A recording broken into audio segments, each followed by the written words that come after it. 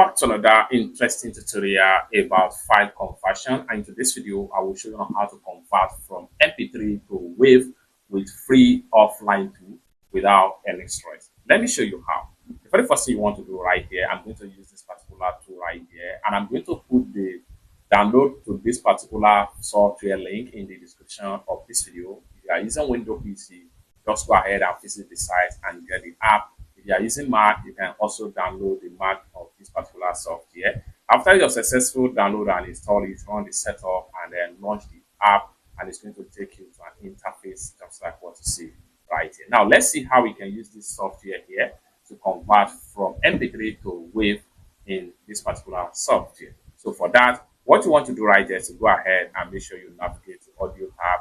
Then under the audio tab, you want to make sure the next thing you want to do here is to go ahead and drag in your audio file right here. I'm going to go ahead and maximize, and I will drag my audio file right here. So this is an MP3 audio file right here. So I'm going to simply click on it, just like what you see, drag and drop the audio file right here. So once I drag the audio file right here, I have to determine the file format, and for that, I have to make sure I click on WAV right here. So click on WAV, then you can see the WAV format is going to be right here. Next thing we want to do here is to go ahead and click on Save To.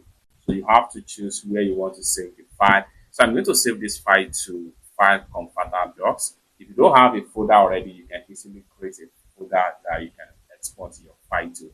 So you can see it's going to be WAV as the output right here. Next thing you want to do is to go ahead and click on Convert right here, and in a few seconds it's going to successfully convert. Just like what you see right here. Now we have the file as WAV file format.